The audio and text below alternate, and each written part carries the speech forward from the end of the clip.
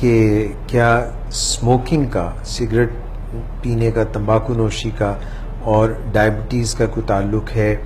और इससे जो वो सुनते रहते हैं, जो डब्बी पे भी लिखा होता है कि तंबाकू नोशी सेहत के लिए मुज़िर है, तो ये मुज़िर किस तरह है?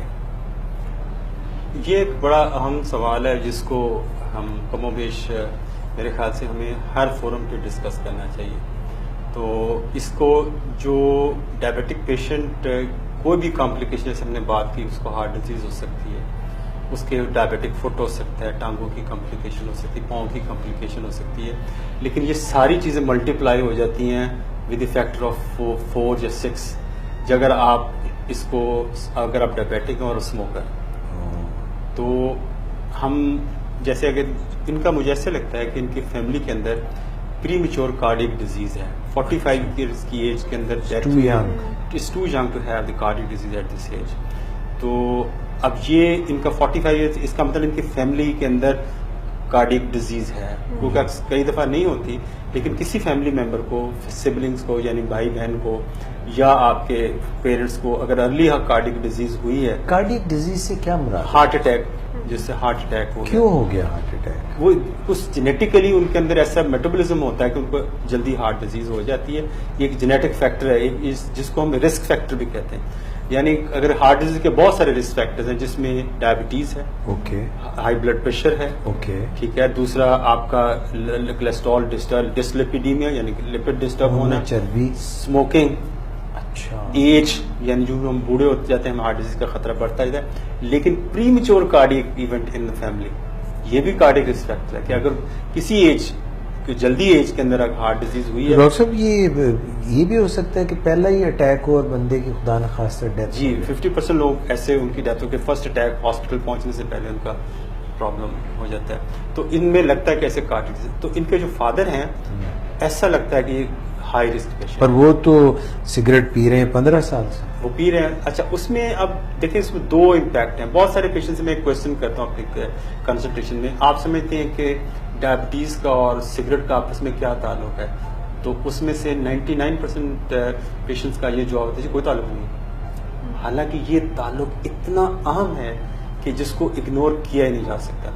उसका अंदाजा इस तरह आप लगाएं कि एक आदमी अगर ऑयल टैंकर पे बैठ के सिगरेट पी रहा हो, तो मैं उससे पूछता हूँ तो आपको आग लगने का कितना खतरा? वो कहते हैं जी 100% उसको खतरा है उसको। मैंने कहा जी अगर ये खतरा 600% हो तो आप उसे बैठेंगे? कहते नहीं, हम गुजरेंगे मेरे पास से। तो बिल्कुल इसी तरह जो पेशेंट डायबिटिक पेशेंट है, अगर वो स्मोकर है, उसको हार्ट डिजीज होने का, हार्ट अटैक होने का खतरा 600% तक है। 6% नहीं है, 100% भी नहीं है, 600% है। यानी इसका मतलब कि वो आतिशफशां के दहाने पे बैठा है। बिल्कुल, किसी वक्त ये आतिशफशां फट सकता है। Correct. और आप कभी भी किसी दिल के हॉस्पिटल की इमरजेंसी में चले जाएं, जितने यंग पेशेंट जो 40-45 साल की उम्र में, 30 साल की उम्र में वहाँ लेटे होंगे, उनमें अक्सरियत स्मोकर हो। तो ये एक बहुत बड़ा रिस्क फैक्टर है। और अच्छी बात यह कि ये प्रिवेंटेबल है, इसका रिमोट कंट्रोल आपके हाथ में है। ना पिए सिगरेट, अगर आप सिगरेट ना पिए तो आप बच सकते हैं। तो इससे ये एक रिस्क फैक्टर। डॉक्टर साहब, ये जो बुजुर्ग 15 साल से पी रहे हैं, ये किस तरह, ये भी तो मुआशरे में ऐसे नजर आते हैं जी, वो फलां बंदा तो इतने सिगरेट पीता, उसको कुछ भी नहीं हुआ। देखिए, होने को कुछ, देखिए चांसेस हम जब बात करते हैं कि ये तो नहीं कि 100 जो आपको सभी को वो हो जाएगा, लेकिन चांसेस। बट डायबिटीज है जी, 5 साल डायबिटीज के साथ अगर स्मोकिंग करना, इसको हम कहते हैं कि अपने खुदकशी के बराबर है।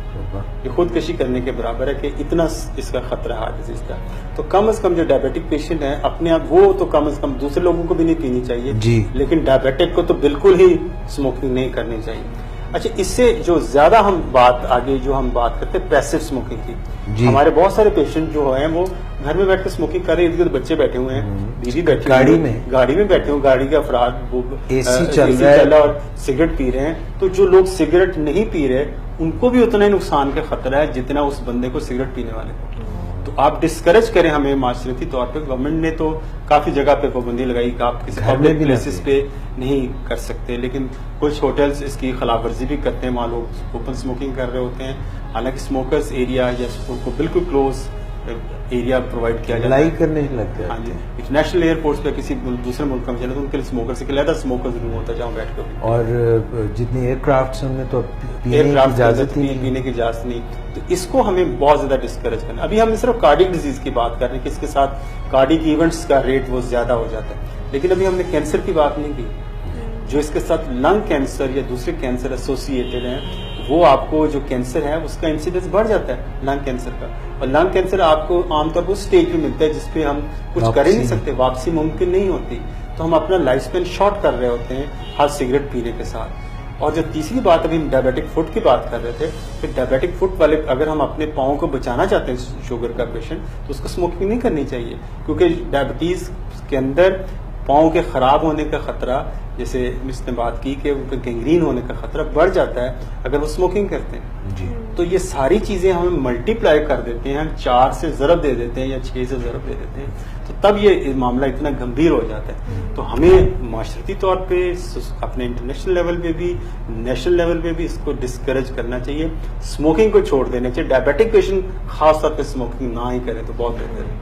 डॉक्टर साहब, ये जिस तरह आप कहते हैं कि डायबिटीज़ जो है वो मूल अमराज है, तकरीबन तमाम अज़ा को ये इफ़ेक्ट करती है, ये जो स्मोकिंग है ये भी काफ़ी अज़ा को, जैसे सांस की नालियाँ, अभी तो आपने लंग कैंसर की बात की, फेफड़ों के सरतान की, मगर ये कुछ सांस की बीमारियों को भी जन्म देती है और दिल की बीमारियों को भी जन्म देती है, और कोई हमारी जो है कोई ब्रेन को भी इफ़ेक्ट करती है।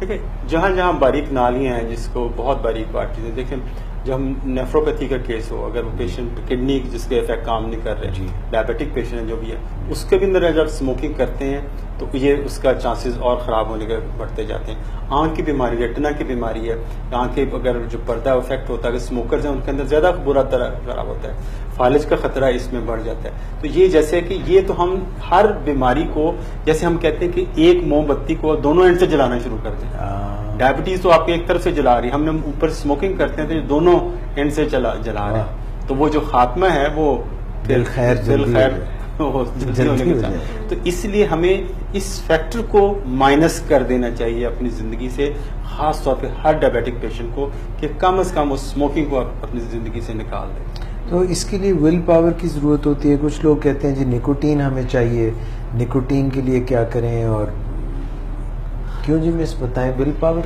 यूज करें, क्या करें? इसमें जैसे भी डॉक्टर साहब सिगरेट की बात कर रहे हैं, तो एक चीज मैं ऐड करना चाहूंगी कि एक सिगरेट में 4000 केमिकल्स होते हैं, जिनमें से एक केमिकल जो है वो निकोटीन है और बाकी जो है वो दूसरे किस्म के केमिकल्स हैं। अगर आप खुद देखेंगे, एक दिन में अगर एक इंसान 10 सिगरेट पी रहे हैं तो उसको अगर हम 4000 से मल्टीप्लाई करेंगे तो आप एक दिन में 10 सिगरेट पीने वाला शख्स कितने अपने अंदर जो है वो केमिकल्स लेकर जा रहा है, मतलब 40,000 केमिकल्स पर डे वो अपने अंदर लेकर जा रहा है। तो उसकी बॉडी के अंदर फिर क्या क्या नुकसानात हो रहे होंगे, क्या उसकी जो है वो चीजें, किन किन चीजों में जो है इफेक्ट आ रहा होगा, किन किन बॉडी पार्ट्स में वो अंदर, तो बहुत डेंजरस ये चीज है। और बाकी जो डॉक्टर साहब ने बात की कि बहुत सारे लोग जो कंपेयर कर रहे होते हैं कि अच्छा फलां भी तो डायबिटिक पेशेंट सिगरेट पीते हैं तो मैं क्यों नहीं पी सकता, ये बेसिकली एक डिनाइल होता है। डिनाइल मतलब ये कि आप अपनी जात को जो है वो धोखा दे रहे होते हो, झूठी तसल्लियां देते हैं कि अच्छा